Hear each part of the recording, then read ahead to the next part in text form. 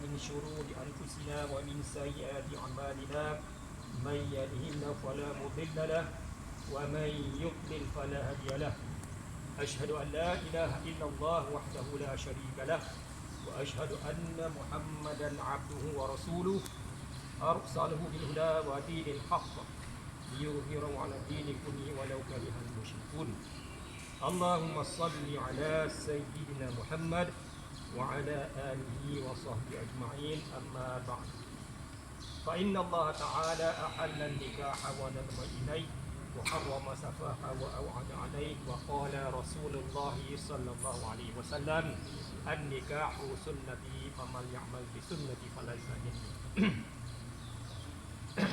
Hadirin hadirat yang dirahmati Allah, dengan terlafaznya ijab dan kabul sebentar nanti, dan akan tertanggunglah di atas bahu kedua pasangan kita pada pagi ini akan tanggungjawab. Tanggungjawab sebagai suami isteri yang perlu dilaksanakan. Tanggungjawab sama ada dari sudut kebendaan, kejiwaan maupun kekeluargaan.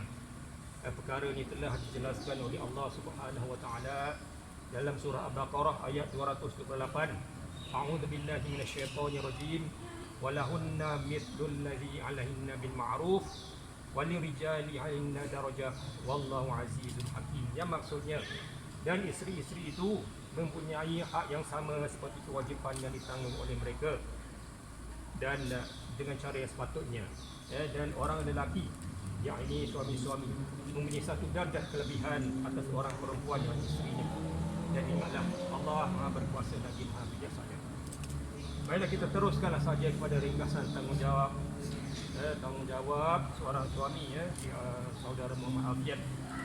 Kalau saya tanya tanggungjawab seorang suami, nescaya saudara Muhammad Alfian akan menjawab yang utamanya memberi nafkah. Menyediakan nafkah, yakni apa? Keperluan asas seperti apa? Makan minum, pakaian dan tempat tinggal. Makan minum tu dengan arti katanya mudahnya, apa yang suami makan, isteri pun makanlah. Dan apa yang juga yang diperlukan untuk seorang suami menyediakan makan minum tu adalah tanggungjawab suaminya, termasuklah membelinya dengan duit sendiri, dan menyediakannya. Menyediakan tu maksud apa tu? Memasak lah tu. Tapi tidaklah salah, malah digalakkan pula seorang isteri membantu. Di sini istilahnya membantu, membantu suami menyediakan makan minum. Membantu tu dan berarti kata kurang masalah. Tapi janganlah jadikan dia sebagai tanggungjawab isteri pula. Kalau isteri datang penyakit M dia tu, penyakit M dia tu ada kan, ada masa tu dia datang penyakit M. Jadi janganlah dia marah. Masa tu lah pula seorang suami tunjukkan skill di dapur. Terbalik dapur tu. Pakaian pula. Pakaian ni apa yang dikatakan wajib seorang suami itu sediakan? Berapa helai pakaian yang wajib seorang suami itu sediakan, Alfian? 10 helai. Sehelai setiap minggu, sehelai setiap bulan. Yang wajibnya adalah sehelai setiap 6 bulan. Sehelai itu bukanlah maksudnya daripada ujung rambut sampai ujung kaki lah, luar dan dalam. Sehelai setiap 6 bulan. Jadi setahunnya berapa helai? 2 helai. Cukup ke 2 helai setahun? Ini wajib. Yang ni wajibnya kan. Yang wajibnya kan. Kalau yang wajib pun tak lepas, sudah sah lah kan. InsyaAllah InsyaAllah wajib boleh lepas dah kan. Tapi takkanlah tergamak untuk bagi isteri pakai 2 helai untuk yang ni setahun kan. Itu kita cerita tanggungjawab lah, kita cerita yang wajibnya. Itu juga dengan tempat tinggal, dah ada tempat tinggal lah Alhamdulillah. Tak kisahlah sama ada tempat tinggal tu nak disewakan dulu ke ataupun ialah boleh beli, kalau dah mampu boleh beli, asalkan ada tempat tinggal. Lepas ni boleh bawa balik lah isteri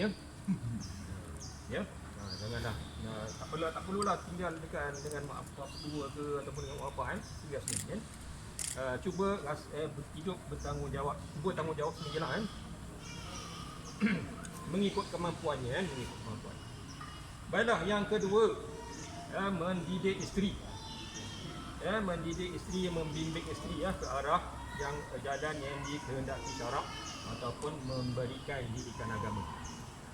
Kalau tak mampu memberikan didikan agama, kena wajibkan dia pergi belajar. Wajibkan dia pergi belajar, izinkan dia pergi belajar. Dalam kita sibuk-sibuk mencari nafkah satu minggu, dalam ada 3 hari tu Allah bagi tak salah lah kalau hujung minggu tu kita peruntukkanlah satu hari, hujung minggu Sabtu ke Ahad ke untuk pergi belajar agama di Masjid Puncak Alam ni sendiri saja. Padat dengan majlis-majlis ilmu. Nanti nak duduk di Puncak Alam kan. Jadi bolehlah lazimkan, jadilah jemaah Masjid Puncak Alam. Ni orang tu belakang tu imamnya tu, Ustaz Mukrim tu bolehlah ikut dia majlis-majlis, dan ramai lagi ustaz-ustaz yang mengadakan majlis ilmu di sini. Yang ketiga, menjalinkan hubungan yang baik dengan ibu bapa dan keluarga isteri dengan cara yang sama. Ingat ibu bapa mertua sama juga dengan ibu bapa kita sendiri. Lepas ni ibu bapa mertua adalah ibu bapa awak juga. Begitu juga dengan isterinya, ibu bapa awak adalah ibu bapa dia juga. Dan tidak menyakiti isteri dari segi mental dan fizikal. Menjaga maruah diri dan isteri. Lepas saja lafaz qabul dan diri, status awak dah berubah. Kalau sebelum ni awak isi borang, dalam ni awak isi bujang kan. Lepas ni dah tak boleh isi bujang isi berkahwin. Okey.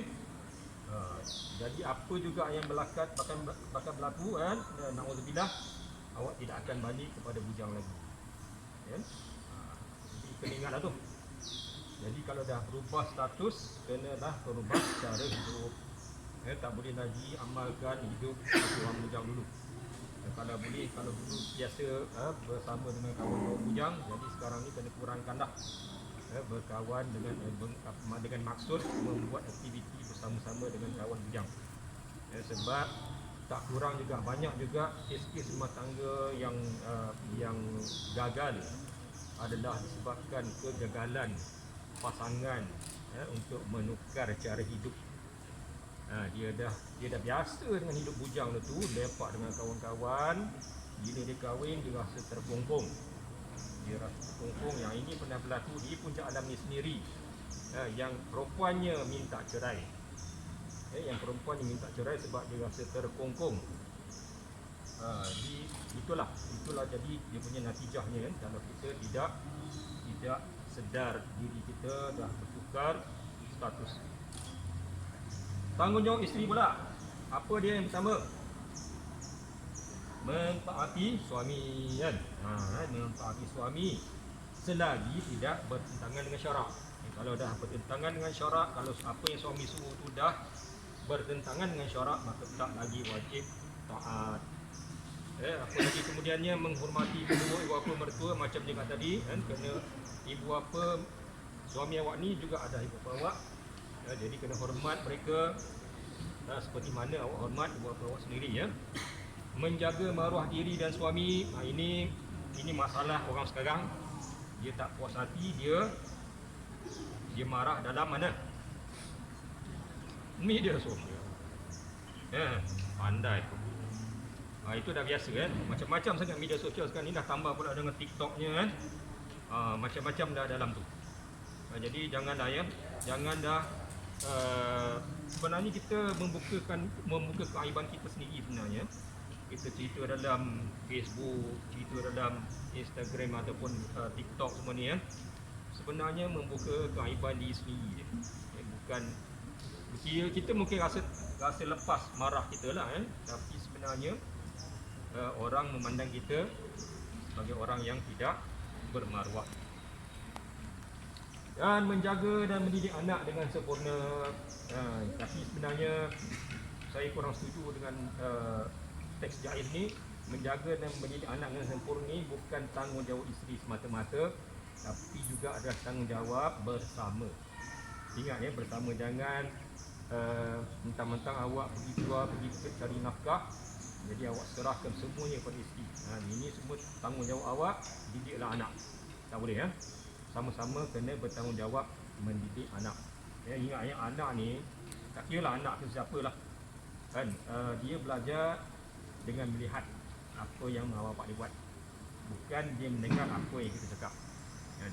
Kita cakap lah macam mana, tapi kalau apa yang kita buat tu bertentangan dengan apa yang kita cakap, dia akan buat apa yang dia lihat, bukan apa yang kita cakap. Jadi mulailah dengan diri sendiri ya. Kita didik dulu diri kita sebelum ada anak. Didik dulu diri. Kalau seorang suami ni bertindak sebagai ketua keluarga, jadi dan lagi besar tanggungjawab itu ya. Dan tidak menyakiti hati suami. Jadi saya tak nak cerita lah menyakiti hati suami ni banyak cara sebenarnya. Jadi tak payah cerita lain tu ya. Faham je lah. Dan akhirnya marilah kita sama semua memastikan bahawa diri kita dan keluarga kita terpelihara daripada siksa neraka. Dan Allah dalam surah At-Tahrim ayat 6 telah menjelaskan, ya ayyuhalladzina amanu qu anfusakum wa ahlikum nara wa quduhan nas wal hijaratu 'alaiha malaikatun ghiladun syidadun la ya'suna Allah amma marum wa yaf'aluna ma yu'marun. Ya, maksudnya wahai orang-orang yang beriman, peliharalah diri kamu dan keluarga kamu dari neraka yang bahan-bahan bakarannya terdiri dari manusia dan batu, yakni berhala. Neraka itu dijaga dan dikawal oleh malaikat-malaikat yang keras kasar layanannya, dan mereka tidak menderaka kepada Allah dalam segala yang diperintahkannya kepada mereka, dan mereka pula tetap melakukan segala yang diperintahkan. Aqulu qawli hadza wa astaghfirullahaladzim li wa lakum wa lisairil muslimina wal muslimat wal mu'minina wal mu'minat fastaghfiruhu innahu huwal ghafurur rahim.